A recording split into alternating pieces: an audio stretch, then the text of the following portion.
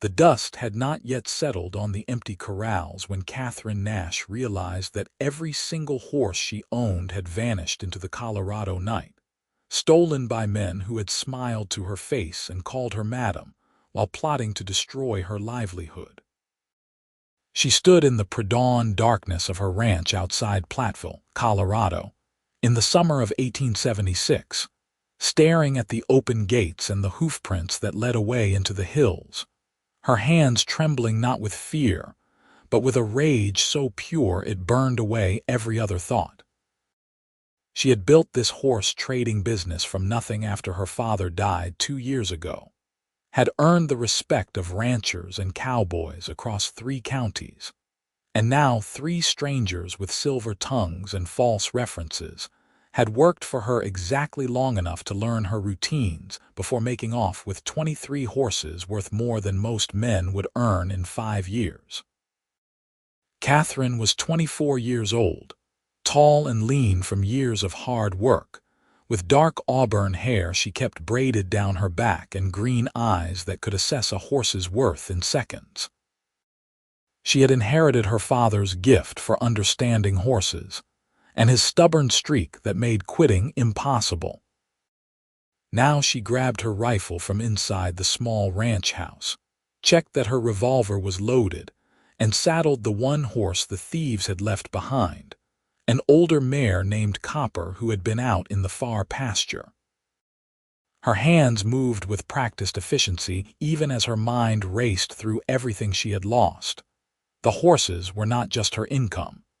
They were her future, her independence, her proof that a woman could run a successful business in a man's world. The sun was just breaking over the eastern plains when she heard the sound of hoofbeats approaching. Katherine's hand went to her rifle, but she relaxed slightly when she recognized the rider as one of her neighbors. What she did not expect was that he would bring a stranger with him, a tall cowboy on a paint horse who sat his saddle like he had been born there. "Miss Nash," her neighbor called out, his voice urgent. "I saw riders pushing a herd north last night, must have been near midnight. Thought it was strange given the hour. Then I saw your gates open this morning when I rode past. I found this man camped near Boulder Creek. He is a tracker, used to scout for the army. Name is Henry Thorne." Katherine looked at the cowboy properly for the first time. He was perhaps 27 or 28, with dark hair that needed cutting and eyes the color of weathered denim. His face was sun-bronzed and angular, with a few days of stubble along his jaw. He wore typical cowboy gear, nothing fancy, but everything about him spoke of competence and hard miles traveled. When their eyes met, she felt something shift in her chest, but she pushed the feeling aside. She had no time for distractions. "Miss Nash," Henry Thorne said, his voice a low rumble that somehow fit the early morning quiet. "I heard what your neighbor here told you. If you are planning to track those horses yourself, you should know that 3 men pushing 23 horses will move slower than one determined woman and an experienced tracker. I am offering my help." "Why would you help me?" Katherine asked bluntly. "You do not know me, and I cannot pay you until I recover my stock." Henry shifted in his saddle, and something in his expression made her think he understood more than she expected. "Let us just say I have a particular dislike for thieves, especially ones who prey on honest people trying to make a living. I have tracked everything from stolen cattle to deserters. Finding your horses will not be difficult. Getting them back might be more complicated, but we can figure that out when we catch up to them." Katherine made her decision in the span of a heartbeat. She could waste time riding into Platteville to report the theft to the sheriff, but she knew from experience that law enforcement had limited reach in the territories, and even less interest in helping a woman recover stolen property. By the time any official help arrived, her horses would be sold off to buyers in Wyoming or Utah, scattered across the frontier where she would never find them. Her only real chance was to track them now, immediately, while the trail was fresh. "Then let us ride," she said. "Those men have maybe 6 hours on us, but you are right that they will move slower with that many horses." Her neighbor wished them luck and headed back to his own ranch, promising to keep an eye on her property while she was gone. Katherine and Henry set out within minutes, following the clear trail of hoofprints that led northeast toward the rougher country where the plains began to give way to foothills. The morning air was cool, but Katherine knew the day would turn hot by afternoon. She had packed light, just some food, water, ammunition, and a bedroll. Everything else could wait. They rode in silence for the first hour, both of them focused on covering ground quickly. Henry proved to be exactly what her neighbor had claimed. He read the trail like some men read newspapers, pointing out details Katherine would have missed. He showed her where the thieves had stopped to tighten a rope on a nervous horse, where they had paused to check their back trail, where one of them had dismounted to relieve himself. Each small detail helped build a picture of the men they were chasing. "They are not professional horse thieves," Henry said as they followed the trail along a creek bed. "Professionals would have split the herd, moved faster, covered their tracks better. These men are opportunists. Maybe they worked as ranch hands or drovers and saw a chance to make quick money. That makes them dangerous in some ways because they will be unpredictable, but it also means they will make mistakes." "They worked for me for 3 weeks," Katherine said, and she could not keep the bitterness from her voice. "I trusted them. They came with references that I wrote to verify, and those letters came back positive. I thought I was being careful." "Forged references are easy enough if you know how," Henry said. "Do not blame yourself for that. Blame the men who abused your trust." Something in his tone made Katherine glance at him. "You sound like you have experience with that kind of betrayal." Henry was quiet for a moment, his eyes on the trail ahead. "I scouted for the army for 5 years. I saw plenty of men who would lie, cheat, and steal if they thought they could get away with it. I also saw good people taken advantage of because they assumed others had the same code of honor they did. It is one reason I left military service. Too much politics, not enough justice." They rode on, and as the morning progressed, Katherine found herself stealing glances at the man beside her. There was something solid about Henry Thorne, something that made her feel less alone in this desperate chase. She had been running her ranch by herself for 2 years, making every decision, solving every problem, never asking for help, because she had learned early that most men either wanted to take over her business or did not take her seriously. Henry treated her differently. He offered information and advice, but never in a way that suggested he thought she was incapable. He asked her opinion on which direction the thieves might head, and listened when she explained that the northern route would take them toward established ranches, where questions might be asked about a large herd traveling with only 3 drovers. "They will probably angle east once they get into rougher country," Katherine said. "There are mining camps up in the hills where men do not ask too many questions about where horses come from. They could sell my stock quickly there and be gone before anyone thinks to investigate." "Good thinking," Henry said. "That matches what I am seeing in their trail. They are definitely heading for high country." By midday, the sun was beating down with the relentless intensity of a Colorado summer. They stopped briefly to water their horses and eat some jerky and hardtack. Katherine sat in the shade of a cottonwood and watched Henry check his horse's hooves and adjust his saddle. His movements were efficient and practiced, and she found herself wondering about his story. What had brought him to Colorado? Why was he camping alone by Boulder Creek instead of working on a ranch somewhere? She wanted to ask but held back, aware that they were still strangers despite the intimacy of their shared purpose. "How long have you been horse trading?" Henry asked, settling down across from her with his own share of food. "Since my father died," Katherine said. "He taught me everything about horses, how to judge their temperament, their conformation, which ones would make good ranch horses versus cavalry mounts versus family riding horses. When he passed, everyone expected me to sell out and move to Denver or back east to live with relatives. I chose to keep the business going instead."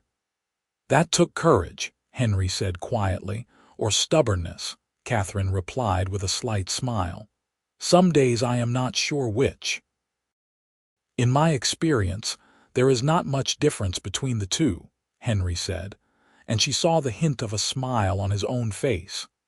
They set out again, following the trail as it climbed into rougher terrain. The hoofprints were still clear, but the land was changing, becoming more broken and covered with scrub, pine, and rocky outcroppings. Katherine pushed down her worry about how they would recover the horses even if they caught up to the thieves. 3 armed men would not simply hand over their stolen property because she asked politely. She had her rifle and revolver, and she knew how to use both, but she had never shot at another person. The thought made her stomach clench with anxiety, but she pushed it aside. She would face that problem when she came to it. Henry seemed to sense her thoughts. "When we catch up to them, let me do the talking at first," he said. "I have dealt with men like this before. Sometimes they can be reasoned with if you make it clear that their options are limited. Other times, well, we will figure it out."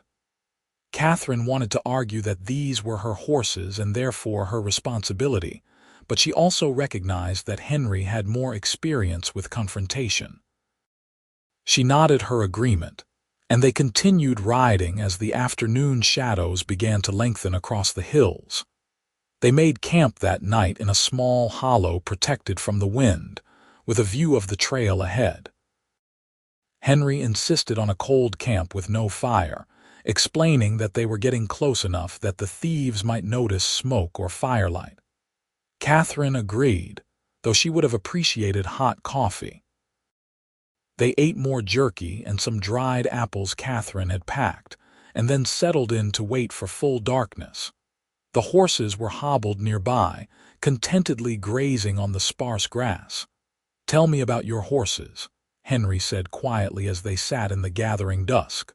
"What made them worth stealing?" Katherine felt a spark of warmth at the question. Most people did not really care about the details of her work, but Henry seemed genuinely interested. "I had a variety," she said. 6 were young mares I was training for ranch work, strong and steady. 4 were geldings I had bought from a breeder in Wyoming, perfect size and temperament for cavalry remounts. I was supposed to deliver those to Fort Collins next month. 5 were quarter horses that I had bred myself from my father's best stock. Those hurt the most to lose because they represented years of careful breeding. The rest were a mix. Some I was rehabilitating from poor treatment, some I had bought at auction because I saw potential in them. "You really love the work," Henry observed. "I do," Katherine admitted. "Horses are honest. They do not lie or manipulate. If you treat them right, they will give you everything they have. I respect that." "Sounds like you have been dealing with too many dishonest people," Henry said. Katherine laughed, but there was no humor in it. "In the horse trading business, you meet all kinds.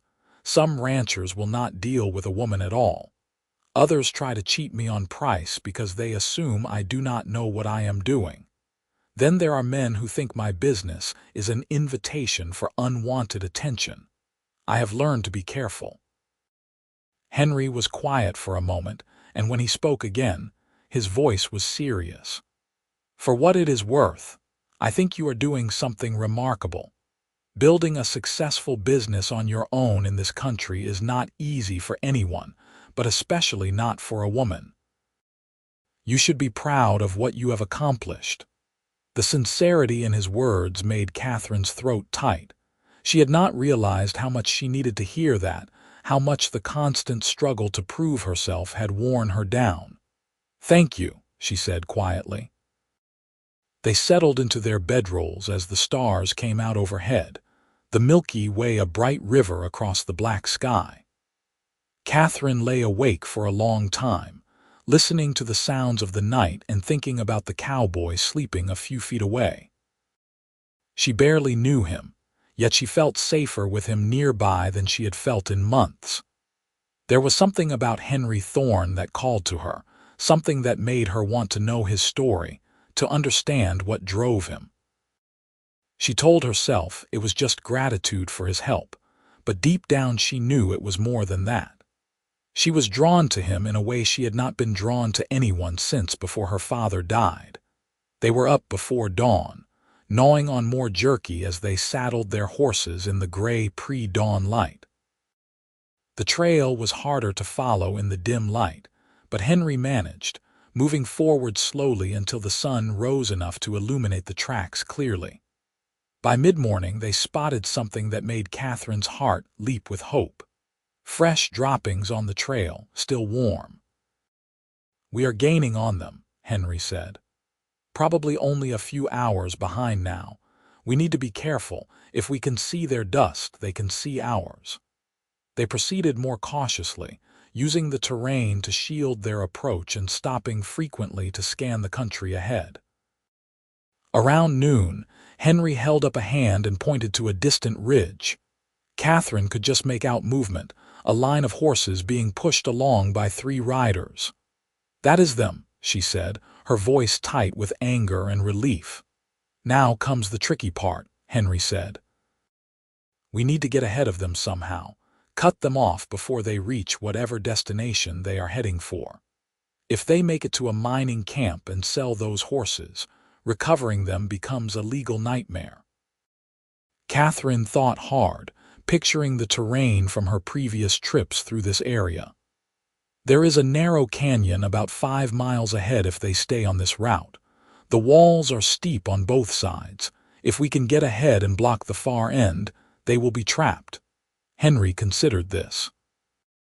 That could work, but it means hard riding and hoping they do not change direction.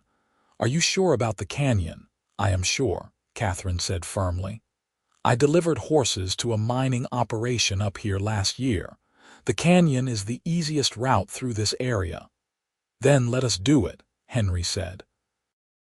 They turned their horses and began a wide circle to the east, pushing hard to gain ground. The next 2 hours were brutal.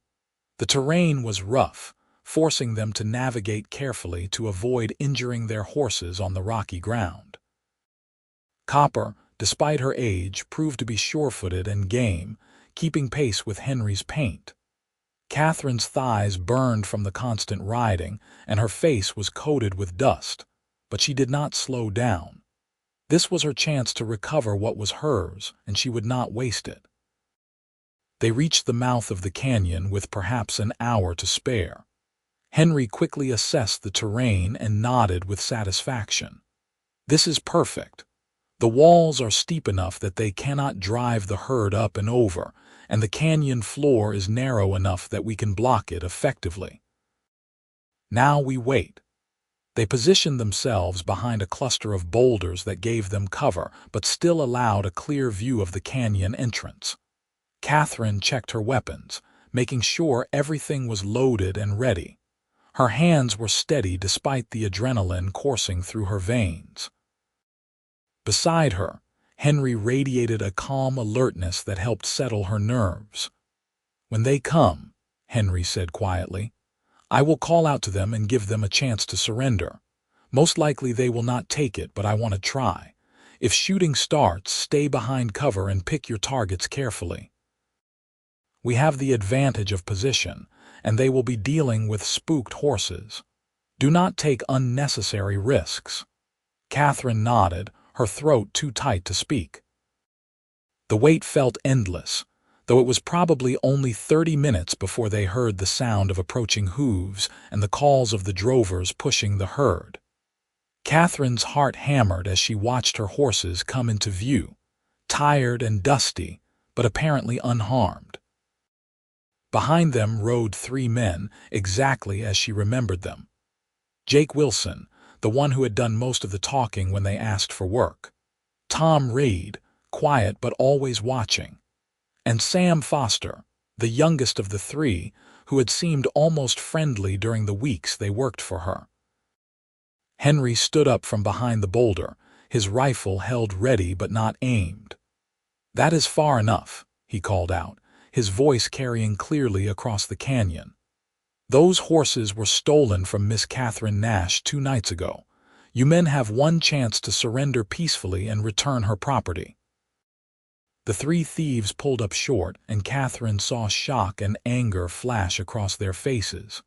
Jake Wilson recovered first, his hand dropping toward his gun. "Those horses are ours, bought and paid for. You got no right to stop us." "I have every right," Katherine called out, standing up beside Henry. "I know each one of those animals. I have bills of sale for them, and I am willing to describe every marking and temperament issue. You worked for me long enough to know I am telling the truth." Sam Foster looked distinctly uncomfortable, but Tom Reed spat on the ground. "You cannot prove nothing. It is your word against ours." "Actually," Henry said, his voice taking on a hard edge, "it is your choice. You can surrender now and ride away with your lives, or we can do this the hard way. I am a fair shot, and Miss Nash there grew up hunting. The odds are not in your favor." For a long moment the tableau held, 5 people frozen in indecision. Then Jake Wilson made his move, yanking his revolver from his holster. Henry was faster. His rifle cracked and Wilson's hat flew off his head. The shot echoed through the canyon and the horses spooked, milling and whinnying in confusion. "Next one goes through your shoulder," Henry said calmly, already levering another round into the chamber. "Choose wisely." Katherine had her own rifle up now, aimed at Tom Reed. Her heart was pounding, but her hands were steady. She saw Reed calculating his chances and apparently deciding they were not good. He raised his hands slowly. Sam Foster followed suit immediately, his face pale. "I did not want to do this," he said. "Jake said it would be easy money. I am sorry, Miss Nash." Jake Wilson looked at his 2 companions with disgust, but with 2 rifles aimed at him and his horse dancing nervously beneath him, he had no good options. Slowly, he raised his hands as well. "Smart choice," Henry said. "Now all 3 of you, very carefully, unbuckle your gun belts and drop them on the ground. Then dismount and sit down with your hands where we can see them." The 3 men complied, and Katherine felt a wave of relief so strong it made her dizzy. Henry kept his rifle trained on the thieves while Katherine moved forward to check on her horses. They were tired and thirsty, but otherwise unharmed. She recognized each one, feeling a surge of joy at seeing them again. The young mares she had been training, the geldings destined for the cavalry. Her carefully bred quarter horses, all of them were here. Henry was speaking to the 3 men, his voice hard. "Here is how this is going to work. You 3 are going to walk back the way you came, on foot. It is about 30 miles to the nearest town. That will give you plenty of time to think about the consequences of stealing from honest people. If I ever hear of you pulling something like this again, I will find you, and I will make sure you face justice. Do you understand me?" All 3 men nodded. Jake Wilson looked murderous, but he was smart enough to keep his mouth shut. Henry collected their weapons and tossed them into a deep crevice in the canyon wall where they could not be easily retrieved. Then he motioned for the men to start walking. "What about our horses?" Tom Reed asked. "Miss Nash here will take good care of them," Henry said. "Consider them payment for her trouble and lost time. Now move." The 3 men started walking back down the canyon, their shoulders slumped in defeat. Katherine and Henry watched them until they were out of sight. Then Henry finally lowered his rifle and let out a long breath. "That went better than I expected," he said. Katherine turned to him, and suddenly all the fear and tension and adrenaline of the past 2 days hit her at once. To her horror, she felt tears welling up in her eyes. "Thank you," she managed to say. "I could not have done this without you." Henry stepped closer, his expression softening. "You are stronger than you think, Katherine Nash. You tracked these men across hard country without hesitation. You stood up to armed thieves. You got your horses back. I just helped with some of the details." The way he said her name made something warm bloom in her chest. She looked up at him, seeing the genuine respect and something else in his eyes, something that made her breath catch. For a moment, they stood there in the afternoon sunlight, surrounded by her recovered horses, and the space between them seemed charged with possibility. Then one of the young mares nudged Catherine's shoulder, breaking the spell. Katherine laughed, the sound slightly shaky, and reached up to stroke the horse's nose. "Hello, sweetheart. I missed you too." The practical matter of getting 23 horses plus their own 2 mounts back to her ranch now presented itself. They spent the rest of the afternoon letting the horses rest and drink from the creek that ran through the canyon. Henry proved to be as skilled with horses as he was with tracking, helping Katherine assess each animal and organize them for the journey back. They decided to travel slowly, taking 2 days for the return trip to avoid exhausting the already tired horses. That night, they camped near water with the herd settled around them. This time Henry allowed a small fire, and Katherine made coffee and heated up some beans she had packed. They sat together in the firelight, both exhausted but satisfied with the day's outcome. "What will you do now?" Katherine asked. "After we get back to my ranch, I mean." Henry was quiet for a moment, staring into the flames. "I have not decided. I have been drifting for the past few months, picking up tracking work here and there. I left the army because I was tired of taking orders from men I did not respect. But I am starting to realize that drifting is not the same as freedom. It is just another kind of being lost." Katherine understood that feeling more than she wanted to admit.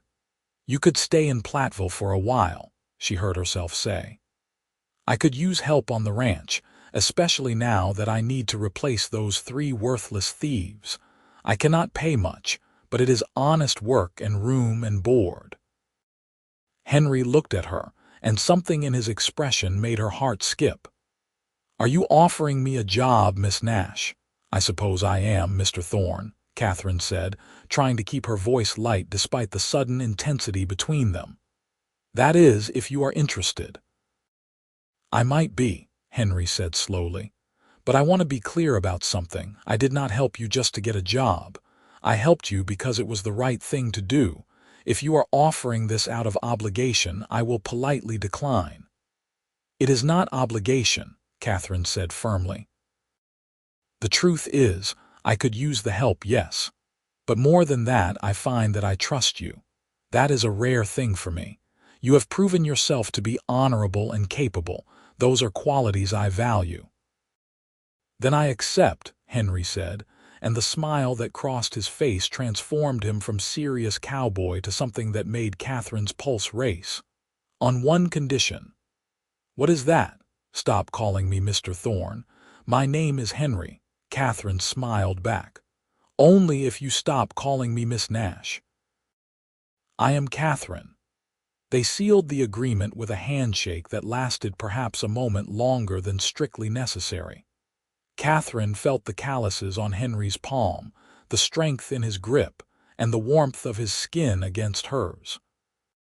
When they finally released hands, she felt a sense of rightness about the arrangement that had nothing to do with practical ranch matters, and everything to do with the man sitting across the fire from her. The journey back to the ranch took 2 full days as planned. They drove the horses steadily but not hard, stopping frequently to let them graze and rest. During the long hours of riding, Katherine and Henry talked about everything and nothing. She learned that he had grown up on a small ranch in Texas, that he had joined the army at 20 looking for adventure, that he had spent 5 years tracking Apache renegades and outlaws across the Southwest. He had seen things that had hardened him but not broken him, had witnessed cruelty and courage in equal measure. Henry learned that Katherine had been raised by her father after her mother died when she was 8, that she had essentially grown up on horseback, that she had defied her father's relatives to keep the ranch running after his death, because she could not imagine any other life. She talked about the challenges of being a woman in a male-dominated business, the small victories and constant frustrations, the loneliness of never quite fitting into either the world of proper ladies or the world of cowboys and ranchers. "You ever regret it?" Henry asked as they made camp on their second night. Choosing this life instead of something easier, Katherine considered the question seriously. "Sometimes I am tired," she admitted. "Tired of fighting for respect, tired of proving myself over and over. But regret? No, this life is mine. I built it with my own hands and decisions. That means something." "It means everything," Henry said quietly. They arrived back at Katherine's ranch in the late afternoon of the 3rd day after the theft. Her neighbor came riding over as soon as he spotted them, his face breaking into a wide grin when he saw the recovered horses. "I will be damned," he said. "You actually got them all back. That is some fine work, Miss Nash. And you too, Thorne. I had my doubts, but I am glad to be proven wrong." Katherine spent the rest of the day settling the horses back into their corrals and pastures, checking each one carefully for any injuries or problems from their ordeal. Henry worked alongside her without being asked, demonstrating an easy competence with the animals that confirmed Katherine's instinct that hiring him was the right decision. As the sun set and the last horse was settled, Katherine realized she was happier than she had been in months. Not just because she had recovered her stolen stock, but because she was not alone anymore. Over the following weeks, Henry proved himself to be everything Katherine had hoped for in a ranch hand and more. He rose before dawn and worked until dark, mending fences, training horses, handling the endless tasks that came with running a horse trading operation. But more than his work ethic, Katherine appreciated his partnership. He asked her opinion on decisions rather than assuming he knew best. He taught her tricks for training difficult horses while learning from her expertise in breeding and conformation. They fell into an easy rhythm that felt as natural as breathing. The attraction between them grew steadily, an undercurrent to their daily interactions that neither of them acknowledged directly but both felt acutely. Katherine found herself watching Henry when he worked with the horses, admiring the patience and skill he brought to each interaction. She noticed the way his eyes crinkled when he smiled, the deep timbre of his laugh, the gentleness in his strong hands. At night, lying in her bed in the ranch house while Henry slept in the bunkhouse, she thought about him more than she probably should have. Henry was equally affected, though he tried to maintain proper boundaries. Katherine was his employer, and he respected her too much to presume anything beyond their working relationship. But he could not help noticing everything about her. The way she moved with unconscious grace, the intelligence in her green eyes, the determination that drove her to succeed against all odds. He admired her in ways that went far beyond professional respect, and he found himself imagining a future that included more than just working on her ranch. 2 months after Henry arrived, Katherine had to travel to Fort Collins to deliver the 4 cavalry geldings she had promised before the theft. Henry accompanied her on the week-long round trip, helping to drive the horses and acting as her partner in the business transaction. The Army purchasing agent tried to lowball Katherine on the price, but Henry stepped in with a calm recitation of market values, and the quality of the horses that left no room for argument. Katherine got her full price, and as they rode away from the fort with payment secured, she felt a surge of gratitude and something deeper for the man beside her. They camped that night beside the Cache La Powder River, the sound of rushing water a pleasant backdrop to their small fire. Katherine was in an expansive mood, pleased with the successful sail and enjoying the trip, despite its business purpose. The stars were brilliant overhead, and the September air carried the first hint of coming autumn.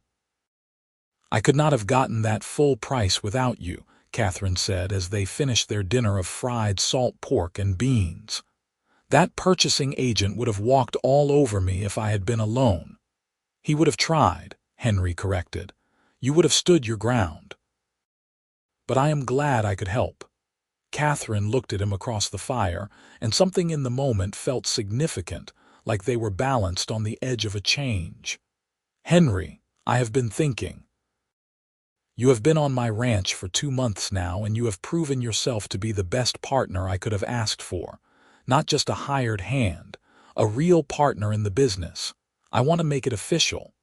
Henry's expression was hard to read in the firelight. "What do you mean?" "I mean I want you to be more than just a ranch hand," Katherine said, speaking carefully to make sure he understood. "I want to make you a partner in the horse trading business. 25% of profits and a say in major decisions. You have earned it." Henry was quiet for so long that Katherine started to worry she had overstepped, but when he finally spoke, his voice was thick with emotion. "That is incredibly generous, Katherine, more than generous, but I need to ask you something first, and I need you to be honest with me." "All right," Katherine said, her heart suddenly pounding. "Is this about the business, or is this about something else?" Henry's blue eyes met hers across the fire with an intensity that stole her breath. "Because I need to know if you feel what I feel. If these past 2 months have meant to you what they have meant to me." Katherine's mouth went dry. This was the moment she had been both hoping for and dreading, the moment when they would either move forward together or destroy the fragile partnership they had built. "What do they mean to you?" she asked softly. Henry stood up and moved around the fire, settling down beside her on the fallen log she was using as a seat. His shoulder pressed against hers, solid and warm. "They mean everything," he said quietly. "Katherine, I know the timing is probably terrible, and I know I am just a drifter cowboy with nothing to offer but hard work and loyalty. But I have fallen in love with you. Not just admiration for your skill and determination, though I have plenty of that. I mean truly, deeply in love. The kind of love that makes me want to build a life with you, not just work for you." Katherine felt tears prick her eyes, but they were tears of joy. "The timing is not terrible," she said, her voice shaking slightly. "It is perfect.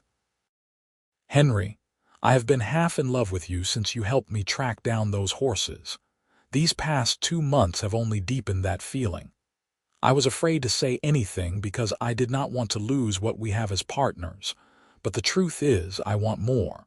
I want everything."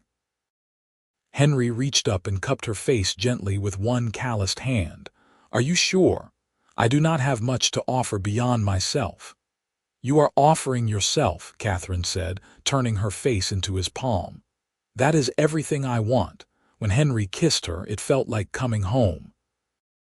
His lips were gentle at first, almost tentative, as if he could not quite believe this was happening. But Katherine responded with all the pent-up longing of the past 2 months, and the kiss deepened into something that made her heart race and her skin feel too warm despite the cool night air. When they finally broke apart, both breathing hard, Henry rested his forehead against hers. "I love you," he said simply. "I love you too," Katherine replied, and saying the words aloud felt like the most natural thing in the world. They sat together by the fire long into the night, talking about the future in a way that assumed they would face it together. Henry told her about his dreams of building something lasting, a ranch and horse trading operation that would be respected across the territory. Katherine shared her fears and hopes, the burden she had carried alone for so long finally shared with someone who understood. They talked about marriage, though no formal proposal had been made yet, both of them knowing it was inevitable and right. When they finally banked the fire and retired to their separate bedrolls, they did so with the knowledge that everything had changed. They were no longer just business partners or friends. They were two people building toward a shared future, and that knowledge made even the hard ground seem comfortable. The return trip to the ranch felt different, charged with new energy and possibility. They rode side by side, often hand in hand when the trail allowed it, talking and laughing with the ease of people who had found their match. By the time they arrived back at the ranch, Katherine knew with absolute certainty that she wanted to spend the rest of her life with Henry Thorne. A week later, Henry proposed properly. He rode into Platteville and bought a simple gold band from the general store, spending most of his saved wages on it. That evening, he took Katherine out to the pasture where the horses grazed in the golden light of sunset. He got down on one knee in the grass and asked her to marry him with words that came straight from his heart. No fancy speech, just honest emotion. Katherine said yes before he even finished asking, pulling him to his feet and kissing him with all the love she felt. They stood there in the pasture, holding each other as the sun set and the horses grazed peacefully around them, and Katherine thought that she had never been happier in her entire life. They were married in Platteville 6 weeks later, in October of 1876, in a simple ceremony at the small church with a handful of friends and neighbors attending. Katherine wore a dress borrowed from a neighbor since she had no family to provide a wedding gown. Henry wore his best clothes, which were not fancy but were clean and pressed. The local minister performed the ceremony, and when Henry slipped the gold band onto Katherine's finger and kissed her as his wife, the small congregation applauded. The wedding celebration was held at the ranch, with neighbors bringing food and drink for an impromptu party. Someone produced a fiddle, and there was dancing in the yard as the autumn stars came out overhead. Katherine danced with her new husband, his arms strong around her waist, and felt like the luckiest woman in Colorado. Their wedding night was spent in the ranch house that was now officially theirs together. Henry carried Katherine over the threshold, both of them laughing at the traditional gesture.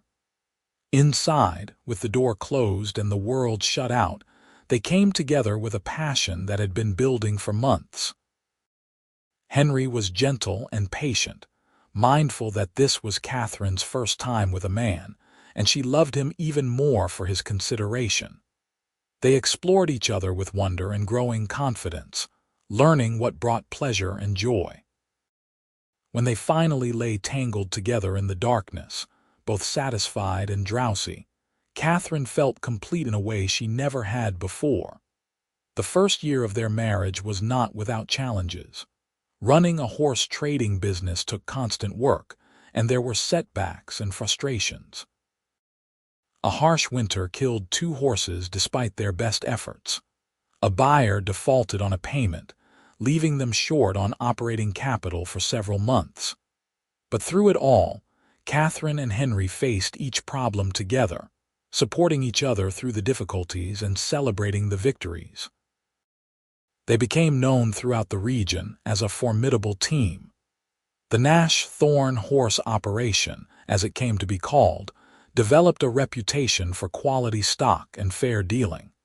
Henry's tracking skills and Katherine's breeding expertise complemented each other perfectly. They expanded slowly but steadily, buying a few more acres of pasture land, building new corrals, investing in breeding stock that would improve their herd. In the spring of 1878, Katherine discovered she was pregnant. she told Henry one evening after supper, watching his face carefully to gauge his reaction. His expression went through several rapid changes, shock giving way to joy that lit up his features like the sun coming out from behind clouds. "A baby," he said wonderingly, pulling her into his arms. "We are going to have a baby." "Are you happy?" Katherine asked, though she could see the answer in his eyes. "Happy does not begin to cover it," Henry said, kissing her thoroughly. "You have given me everything, Katherine.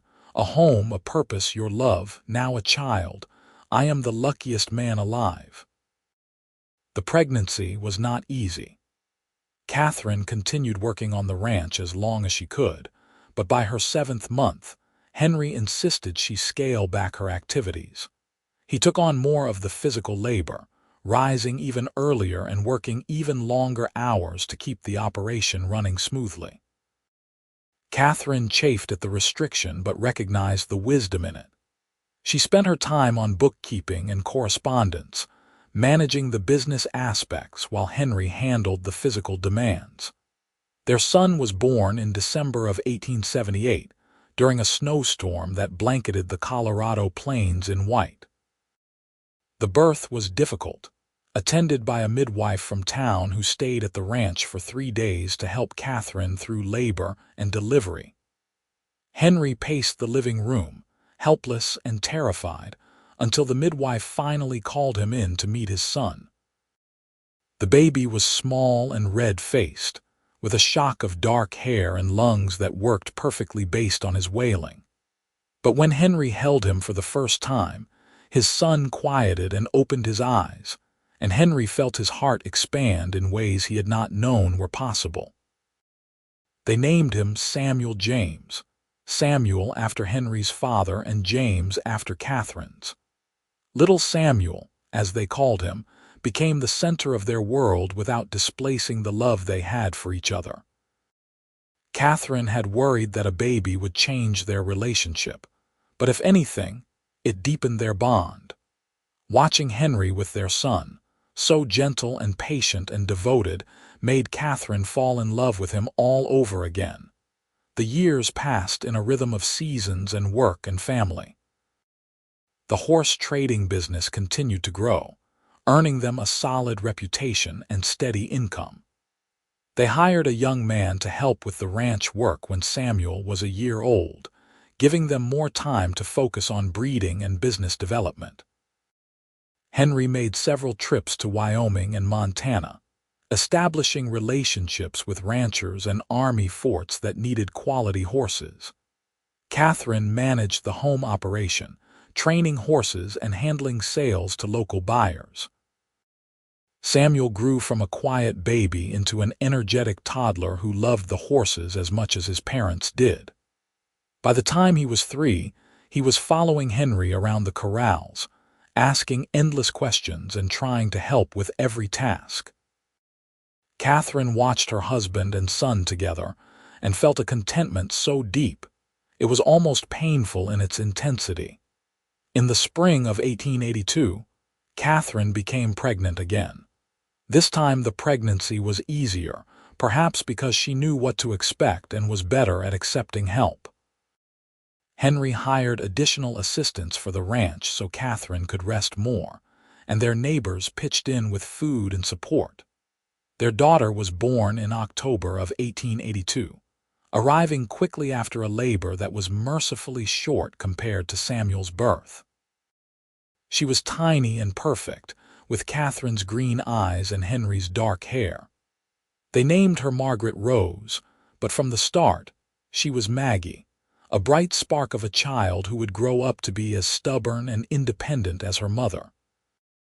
With 2 children and a thriving business, life on the ranch was full and demanding. There were moments of exhaustion and frustration, times when Katherine wondered how they would manage everything. But there were far more moments of joy. Samuel taking his first solo ride on a gentle mare, his face glowing with pride. Maggie's first steps, taken while trying to reach a barn cat. Family dinners around the kitchen table, laughing over the day's events.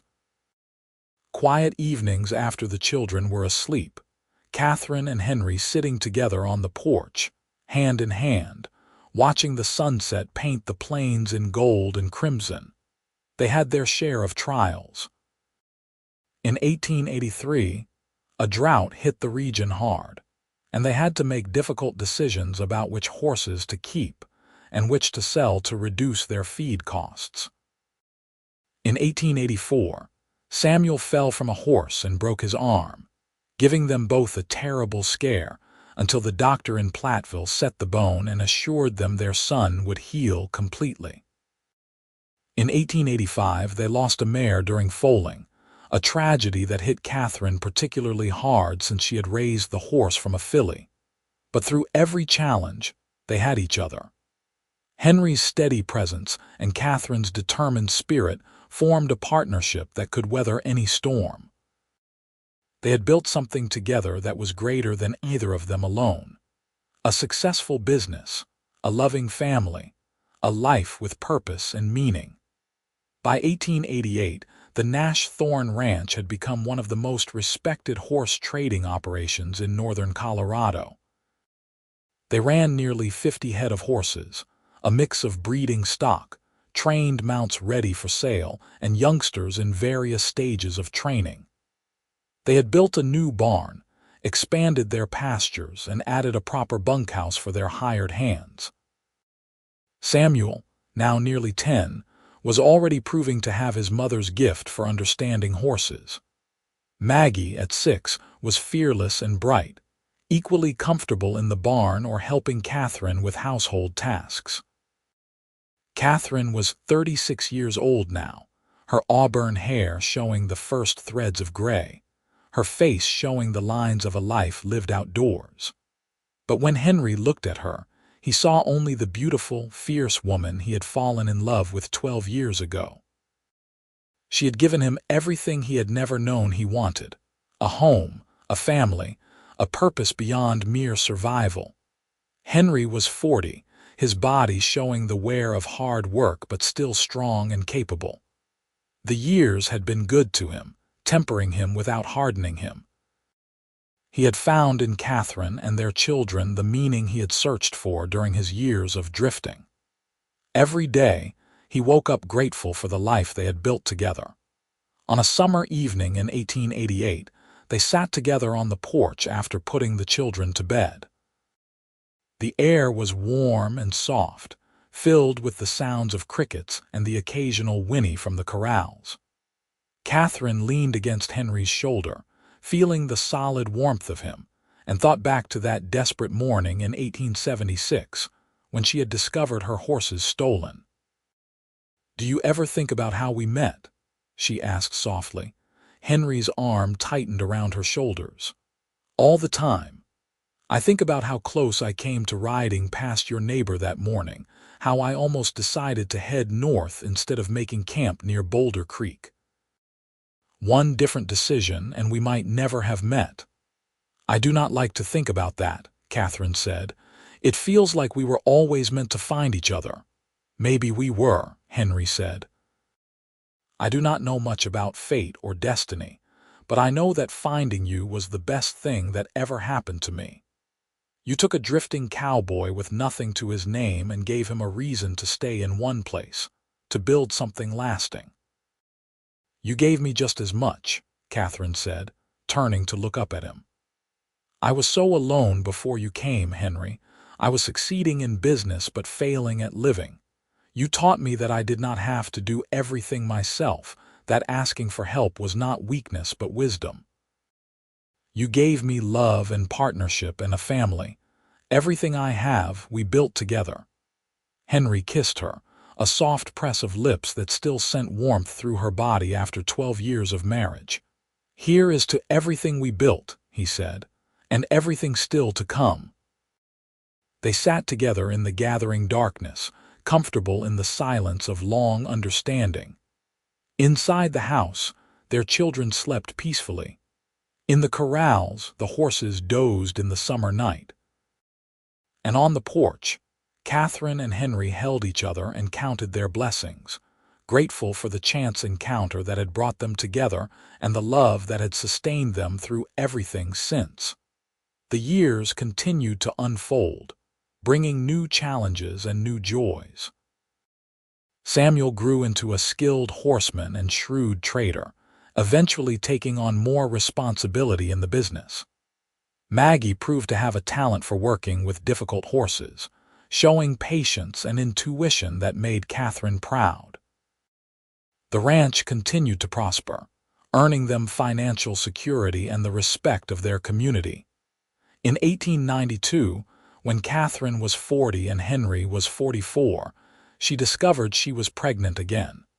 It came as a surprise to both of them, but a welcome one. Their third child, a boy they named Thomas Henry, was born in early 1893. He completed their family, a happy addition who was doted on by his older siblings and adored by his parents. As the 19th century drew to a close, Katherine and Henry could look back on more than 20 years of partnership with satisfaction and pride. They had taken a near disaster, the theft of Katherine's horses, and turned it into the beginning of something beautiful. Their love story, born in the desperate chase across the Colorado plains, had matured into a lasting marriage built on mutual respect, shared goals, and deep affection. They grew old together, their hair turning gray, their bodies slowing down, but their love never diminishing. Samuel eventually took over the daily management of the horse trading business, though Katherine and Henry remained active advisors and enjoyed working with the horses they loved. Maggie married a rancher from Fort Collins, giving Katherine and Henry their first grandchildren. Young Thomas showed signs of becoming as skilled with horses as his parents and siblings. In the quiet moments, sitting together on the porch that had witnessed so many conversations over the years, Katherine and Henry would reminisce about their life together. They talked about the early days, the challenges they had overcome, the dreams they had achieved. They talked about their children and grandchildren, the legacy they were leaving behind. "We did all right," Henry would say, and Katherine would laugh and agree that yes, they had done more than all right. They had done magnificently. As the new century dawned, bringing changes to the West that would have been unimaginable in 1876, Katherine and Henry faced the future secure in the knowledge that whatever came, they would face it together. Their love, forged in pursuit of stolen horses and tested by decades of life's ups and downs, remained as strong as ever. The ranch that had started as Katherine's desperate attempt to preserve her independence had become a thriving family operation, known throughout Colorado for quality horses and honest dealing. The Nash-Thorne name meant something, a reputation built on hard work, integrity, and the partnership of two people who had found in each other exactly what they needed. Katherine Nash and Henry Thorne had taken a moment of crisis and transformed it into a lifetime of love. The thieves who had stolen Katherine's horses in that summer of 1876 had inadvertently brought together two people who were meant for each other, two souls who would build a life and family that would endure for generations. And on warm summer evenings, when the work was done and the horses were settled, Katherine and Henry would sit together on their porch, holding hands and watching the sunset paint the Colorado plains in shades of gold and crimson. Grateful for every moment they had been given together and content in the knowledge that their love story, born in hardship and determination, had become something truly remarkable. Their grandchildren would grow up hearing the story of how Grandma Katherine's horses were stolen, and how Grandpa Henry helped her track every animal back, and how that desperate chase across the frontier had led to a love that lasted a lifetime. It became family legend, the romantic tale of two people who found each other in the most unlikely circumstances and built something beautiful from it. As Katherine approached her 50th birthday in 1900, she reflected on the journey her life had taken. She had gone from a young woman alone, fighting to keep her father's business alive, to a wife, mother, and grandmother surrounded by family and love. The ranch that had been her entire world in 1876 had expanded to include Henry, their children, and now grandchildren. The business she had nearly lost to thieves had grown into a legacy that would continue for generations. Henry, at 52, had found the home and purpose he had searched for during his years of drifting. The cowboy who had helped a desperate horse trader had become a respected rancher, beloved husband, and devoted father and grandfather. He had no regrets about the path his life had taken, no desire for anything beyond what he had found with Katherine. They had lived through the transformation of the West, seeing the wild frontier of their youth gradually tamed and civilized. Railroads crossed the plains. Towns grew into cities. The open range gave way to fenced pastures. But through all the changes, their love remained constant, an anchor in shifting times. In the spring of 1901, Katherine and Henry celebrated their 25th wedding anniversary. Their children organized a party at the ranch, inviting friends and neighbors from across the region. There was food and music and dancing, much like their wedding celebration a quarter-century earlier. Samuel gave a toast to his parents, speaking about the example they had set for building a life based on love, hard work, and partnership. Maggie sang a song about the early days of the West, her voice clear and sweet. Young Thomas, now 8, presented them with a drawing he had made of the ranch, showing the house and barns and corrals and horses with childish enthusiasm. Katherine stood with Henry's arm around her waist, looking at their assembled family and friends, and felt overwhelmed with gratitude. 25 years ago, she had been alone and desperate, facing the loss of everything she had worked for. Now she was surrounded by love and abundance, blessed beyond measure. "Thank you," she whispered to Henry, leaning into his embrace.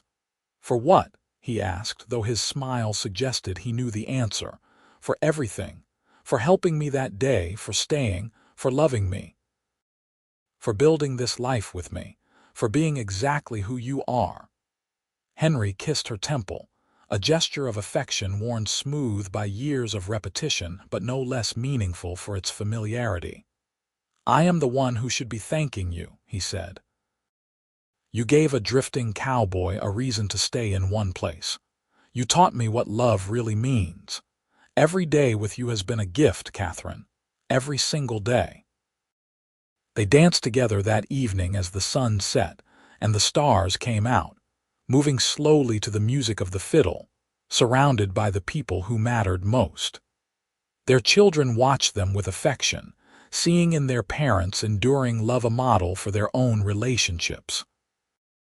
Their grandchildren played in the yard, their laughter a promise of the future. As the party wound down and guests began to depart, Katherine and Henry stood together in the yard, waving goodbye. The ranch was quiet again, the music and laughter fading into memory. They walked together to the corrals, checking on the horses one last time before bed, a nightly ritual they had performed together for 25 years. The horses dozed peacefully, secure in their pastures. Katherine leaned against the fence and Henry stood behind her, his arms wrapped around her waist. They stood like that for a long moment, comfortable in the silence, needing no words to communicate what they felt. "It has been a good life," Katherine said finally. "The best," Henry agreed. "And it is not over yet. We have plenty of years left to enjoy together." They returned to the house hand in hand, walking the familiar path they had walked thousands of times before. Inside, they prepared for bed with the ease of long habit, moving around each other in the small space with practiced efficiency. When they finally lay down together, Katherine curled into Henry's side as she had every night for 25 years, her head on his shoulder, his arms secure around her. "I love you," she said softly. "I love you too," Henry replied. "Always have, always will." They drifted off to sleep together, secure in their love and the life they had built. Outside, the Colorado wind whispered across the plains, carrying with it the stories of all those who had lived and loved and built homes in the wild frontier. And among those stories, the tale of Katherine Nash and Henry Thorne shone bright, a testament to the power of love to transform lives and create something lasting from the most unlikely beginnings. The years continued their steady march forward. Katherine and Henry remained active on the ranch well into their 60s, though they gradually handed over more responsibility to Samuel and his growing family. They became the respected elders of both their family and their community, sought out for advice on horses, ranching, and life in general. Their marriage remained strong, weathering the inevitable small disagreements and challenges that came with decades together, but never wavering in the fundamental love and respect they had for each other. Maggie's children grew up spending summers at the ranch, learning from their grandparents the skills and values that had built the Nash-Thorne operation. Thomas married and started his own horse trading business in Wyoming, using the knowledge and contacts his parents had provided. The legacy Katherine and Henry had built together spread across the region, touching countless lives. In 1910, as they approached their 34th wedding anniversary, Katherine fell ill with pneumonia. It was touch and go for several weeks, with Henry refusing to leave her bedside despite the doctor's assurances that there was nothing he could do but wait and hope. Katherine fought her way back to health, though the illness left her weaker than before. Henry nursed her with devotion, helping her regain her strength slowly but surely. The illness gave them both a stark reminder of mortality, of the fact that their time together, however blessed, was finite. They made the most of every day after that, taking nothing for granted. They spent hours together on the porch, talking and reminiscing and simply enjoying each other's company. They took short rides together when Katherine was strong enough, visiting favorite spots on the ranch and beyond. "I am not ready to leave you yet," Katherine told Henry one evening as they watched the sunset together. "Good," Henry said firmly. "Because I am not ready to let you go. We have more years ahead of us, Katherine. More sunsets to watch, more grandchildren to spoil, more horses to train. Do not even think about going anywhere without me." Katherine smiled and squeezed his hand. "Deal," she said. True to their determination, Katherine recovered her strength over the following months. By the summer of 1910, she was back to her normal activities, if perhaps a bit slower and more careful than before. Henry, too, showed the effects of age. His hair was white now, his face deeply lined, his movements stiffer than they had been. But his blue eyes remained as sharp as ever, and his love for Katherine burned as bright as it had the day he proposed in the horse pasture 34 years earlier. They celebrated their 50th wedding anniversary in October of 1926, surrounded by 3 generations of family. Katherine was 74 years old, Henry was 78, both of them showing the marks of long lives well lived. But when they looked at each other, they saw past the wrinkles and gray hair to the young man and woman who had fallen in love on a desperate chase across the Colorado frontier 50 years earlier. The anniversary celebration was held at the ranch, now run entirely by Samuel and his family but still home to Katherine and Henry. There were speeches and toasts, stories told about the early days, laughter, and a few tears. Katherine and Henry sat together in places of honor, holding hands and smiling at the assembled crowd. Samuel stood up to give a toast. His own children and grandchildren gathered around. 50 years ago, he said, my mother's horses were stolen. It seemed like the end of the world to her, the loss of everything she had worked for. But it turned out to be the beginning of something much better. My father helped her track those horses back and in doing so, found the love of his life. They have given all of us an example of what marriage should be. Partnership, respect, devotion, and love that deepens with time rather than fading. To Katherine and Henry, the best parents and grandparents anyone could ask for, may we all be so lucky in love. The assembled family raised their glasses and echoed the toast. Katherine felt tears on her cheeks, but did not bother to wipe them away. These were happy tears, the product of a life filled with love and meaning. That night, after the celebration ended and the guests departed, Katherine and Henry sat together on the porch one last time. The October air was cool, carrying the first hint of coming winter. The ranch was quiet, the horses settled for the night. Inside the house, their family slept, 3 generations under one roof for this special occasion. 50 years, Katherine said wonderingly. Where did the time go? Into building a life, Henry said. Into raising children and running a ranch and loving each other. I would not change a single day of it, Katherine. Even the hard times, the challenges and setbacks.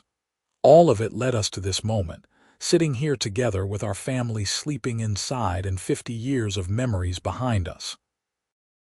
I love you, Katherine said, as she had said thousands of times over the decades. But the words never lost their power, never became mere habit. Each time she said them, she meant them with her whole heart. I love you too, Henry replied, as he had replied every time for 50 years. You are my everything, Katherine Nash Thorne. You always have been. They sat together as the stars came out, the familiar constellations wheeling overhead as they had for millennia. The world had changed dramatically since that summer day in 1876, when 3 thieves had stolen Katherine's horses. The wild frontier of their youth had been tamed and settled, but their love had remained constant through all the changes, an anchor and a guiding light. As they finally rose to go inside, moving slowly but still hand in hand, Katherine thought about the journey that had brought them to this moment. She thought about the young woman she had been, alone and desperate, facing the loss of everything. She thought about the cowboy who had helped her, asking nothing in return but giving her everything. She thought about the life they had built together, the family they had raised, the legacy they would leave behind. It had all started with stolen horses and a desperate chase across the Colorado plains. It had become a love story for the ages, a testament to what 2 people could build together when they found the right partner. Katherine Nash and Henry Thorne had taken a moment of crisis and transformed it into 50 years of love, partnership, and family. And as they settled into bed together that night, curled around each other as they had done for 50 years, they knew with absolute certainty that whatever time they had left, they would spend it together, loving each other as deeply and completely as they had from the very beginning. Their story, born in the Wild West of the 1870s, had endured through the transformation of the frontier into the modern 20th century.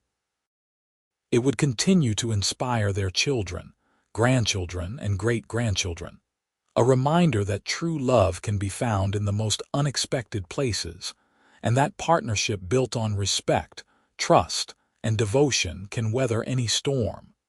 Katherine and Henry Thorne had lived a remarkable life together. From the desperate pursuit of stolen horses to 50 years of marriage, they had proven that love, when true and deep, only grows stronger with time. They had built a legacy not just in the successful ranch that bore their name, but in the family they had raised and the example they had set for living a life of purpose, integrity, and love. As they drifted off to sleep that night, their last conscious thoughts were of gratitude. Gratitude for the chance encounter that had brought them together. Gratitude for 50 years of partnership and love. Gratitude for their family and the life they had built. And gratitude for each other, the other half that made them whole.